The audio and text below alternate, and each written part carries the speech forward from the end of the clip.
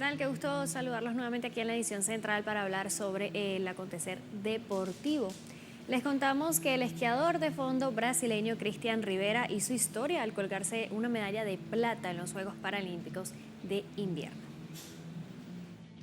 Este martes 10 de marzo, el brasileño escribió su nombre en la historia al subir al podio en la prueba de sprint en la categoría sentado, disputada en el estadio de esquí de fondo de Tesero, Italia. Rivera consiguió la medalla de plata tras completar la final con un tiempo de 2 minutos y 29.6 segundos, quedando a solo 0.7 segundos del ganador, el chino Liu Sichu, quien registró un tiempo de 2 minutos y 28.9 segundos, mientras que el kazajo Yerbol Kamitov completó el podio con el bronce. Durante gran parte de la carrera, Rivera se mantuvo en la lucha por el primer lugar, pero fue superado en los metros finales por el paratleta chino. Con este resultado, Cristian Rivera se convierte en el primer brasileño en ganar una medalla en la historia de los Juegos Paralímpicos de Invierno, marcando un hito para el deporte de su país. Bien, también les comentamos que el gobierno ruso felicitó a las campeonas paralímpicas Anastasia Baguillán y Bárbara Boronchikina por sus triunfos en los Juegos Paralímpicos de Invierno, destacando el regreso de la bandera y el himno nacional tras años de sanciones. El presidente de Rusia, Vladimir Putin, envió un mensaje de felicitaciones a las atletas por sus medallas obtenidas en esquí de fondo y biatlón. En su comunicado oficial expresó orgullo por ellas y sus compañeros de equipo, quienes compiten dignamente bajo la bandera nacional del país en los Juegos Paralímpicos de Invierno Milano Cortina. Por otra parte, el portavoz Dmitry Peskov calificó los éxitos como un motivo de orgullo nacional, mientras que otras autoridades del Kremlin destacaron la importancia de escuchar nuevamente el himno ruso en una cita paralímpica tras 12 años de ausencia.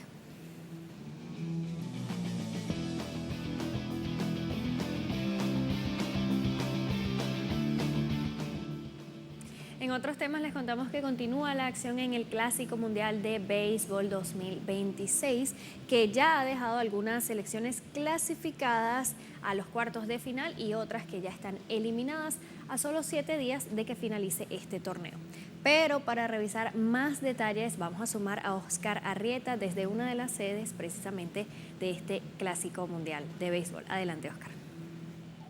Muy buenas tardes, Patricia. Buenas tardes a todo el auditorio de Telesur Deportes que nos acompaña en esta misión. Y como ya lo adelantabas, ya son 4 las selecciones que han asegurado su boleto con destino a los cuartos de final, incluyendo a 2 latinoamericanas, República Dominicana y Venezuela, que son las 2 selecciones que del grupo D se han ganado su lugar con destino a la segunda ronda, mientras que los otros 2 son del grupo C, es decir, de Tokio, Japón. En aquellas latitudes del planeta, tanto Japón como Corea del Sur han sido las selecciones que se han ganado su boleto con destino a la ronda de los cuartos de final y van a contender por el campeonato del mundo. Dando un golpe sobre la mesa esta misma madrugada, el equipo japonés, después de vencer 9 carreras por 0 a su similar de República Checa, sin utilizar a su gran superestrella Shohei Ohtani, que ya se encuentra descansando para hacer el viaje rumbo acá a los Estados Unidos, donde se jugarán todas las rondas de eliminación directa. Hay más cupos, incluso uno se podría definir el día de hoy, pues nada más y nada menos que a mis espaldas está jugando el Estados Unidos frente a Italia, que en unos minutos más dará inicio. Estados Unidos, en caso de vencer a los europeos, se gana su boleto a la siguiente fase, mientras que si Italia gana, aún así se tendría que jugar un duelo de matar o morir frente a México el día de mañana, un duelo que seguramente será de intensas emociones, así como el que se jugará esta noche en el Daikin Park, un clásico mundial de béisbol que continúa avanzando con destino a la siguiente fase, incluyendo también duelos de actividad en esta misma tarde-noche. Uno de ellos, Puerto Rico, que ya lo está ganando 1 carrera por 0 allá en San Juan frente al equipo canadiense, que también espera pelear y asegurar su lugar en la siguiente fase. Mientras que en otra mano hay un duelo de eliminados entre Países Bajos e Israel, un duelo por la gloria y un duelo para asegurar su clasificación no a la siguiente fase, sino que al siguiente Clásico Mundial. Pues recordemos que en esta edición 2026 todos los equipos que terminen en el último sitio de esos grupos ya no asisten al siguiente de manera directa, sino que tendrán que entrar a una clasificatoria mundial. Patricia Auditorio, hacia el reporte. Bien, gracias Oscar. Interesante esa última información que estabas acotando de que los últimos de cada grupo pues tendrán que pelear por su próxima clasificación a un venidero clásico mundial de béisbol. Pues nosotros estaremos bien al pendiente del desarrollo de esta jornada y de las jornadas venideras, porque este clásico mundial de béisbol se va a extender hasta el próximo 17 de marzo, cuando conozcamos ya por fin al campeón de esta edición 2026. Bien, y por otro lado les hablamos de fútbol, y es que el Bayern Múnich dio un golpe de autoridad en la ida de los octavos de final de la Champions League tras aplastar 6-1 al Atalanta en su propia casa. El conjunto bávaro, liderado por un Michael Olise estelar que marcó un doblete y un Serge Gnabry muy participativo, dominó el encuentro de principio a fin en Bérgamo, aprovechando los espacios concedidos por la defensa italiana para así anotar a través de Stanisic, Jackson y Musiala. Mientras que los locales apenas pudieron maquillar el resultado con un gol de Pasalic en el tiempo de descuento. Esta contundente victoria no solo resalta el poderío del equipo dirigido por Vincent Kompany, sino que también subraya la excelente forma de figuras como el colombiano Luis Díaz, quien aportó una asistencia.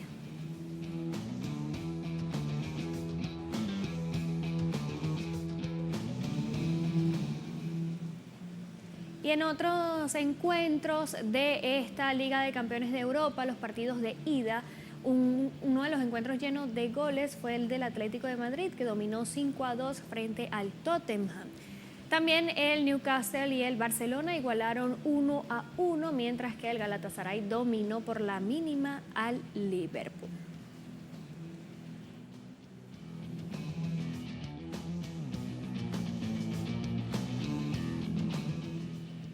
En más fútbol, la Conmebol confirmó los grupos para el Sudamericano Sub-17 que se celebrará en Paraguay en las categorías masculina y femenina.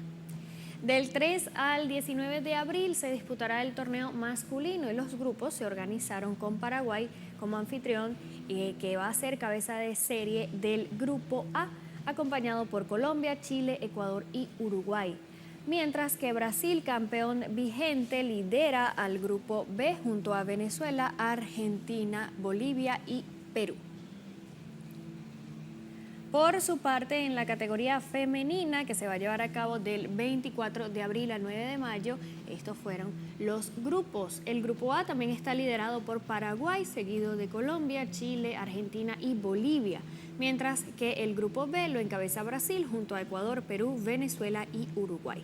Hay que recordar que clasificarán a las semifinales los dos primeros de cada grupo.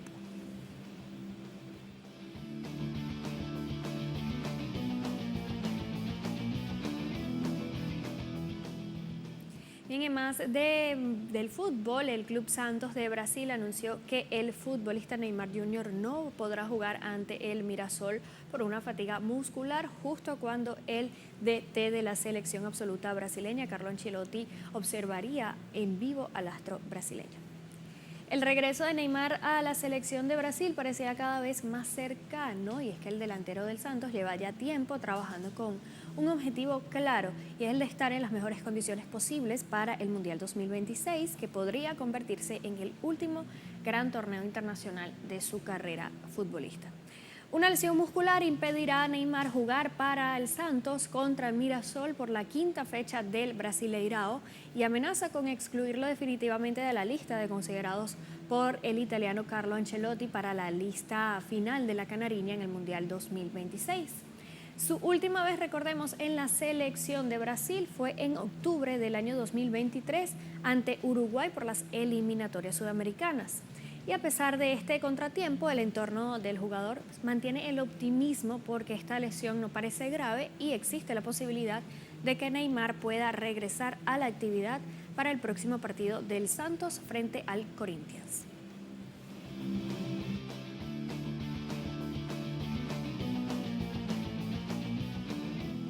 Cambiamos de tema ahora para hablar de ciclismo y les contamos que Mathieu van der Poel se llevó la victoria en la segunda etapa de la Tirreno Adriática 2026 y el mexicano Isaac del Toro se convirtió en el nuevo líder de la clasificación general. Este martes, en una jornada marcada por la lluvia, Van der Poel se impuso en los 206 kilómetros de recorrido con un crono de 4 horas, 53 minutos y 23 segundos. Con este mismo tiempo culminó Isaac del Toro en el segundo lugar y Giulio Pellizzari de tercero para completar el podio. Asimismo, con estos resultados, Del Toro se vistió con el maillot azul como líder de la clasificación general con 3 segundos de ventaja. Este miércoles la tercera etapa se disputará entre la ciudad de Cortona y Magliano de Marsi sobre un recorrido de 221 kilómetros.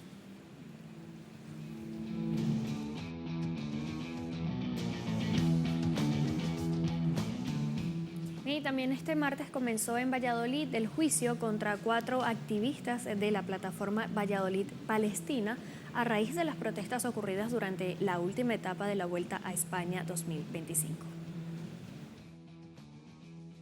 La Fiscalía solicitó 2 años de cárcel para cada uno de los acusados, bajo cargos de desórdenes públicos y atentado contra la autoridad. Los hechos se remontan a septiembre de 2025, cuando los activistas intentaron irrumpir en el recorrido final de la Vuelta Ciclista a España, como parte de una campaña de rechazo contra la participación del equipo Israel Premier Tech en la competición. Los procesados rechazaron pactar con el Ministerio Público y defendieron que su acción fue una protesta legítima contra el conflicto en Gaza, mientras grupos solidarios se movilizaron en apoyo a Palestina. Y el español Juan Ayuso se convirtió en el nuevo líder de la clasificación general, mientras que el Team Ineos conquistó la tercera etapa del circuito París-Niza. Juan Ayuso se convirtió en el nuevo líder de esta carrera tras la disputa de la tercera etapa en una prueba contrarreloj por equipos de 23.5 kilómetros en la que el equipo de Ineos Grenadiers marcó el mejor tiempo de la jornada con 26 minutos y 40 segundos. La formación británica se impuso apenas 2 segundos sobre Lil Trek, pero el excelente rendimiento del equipo estadounidense y el sprint final del español en los últimos 800 metros permitió que Ayuso se infundara el maillot amarillo por un margen de 2 segundos sobre el francés Kevin Bauquelin. El circuito continuará este miércoles con la cuarta etapa con un recorrido de 195 kilómetros entre las localidades de Bourges y Auchan.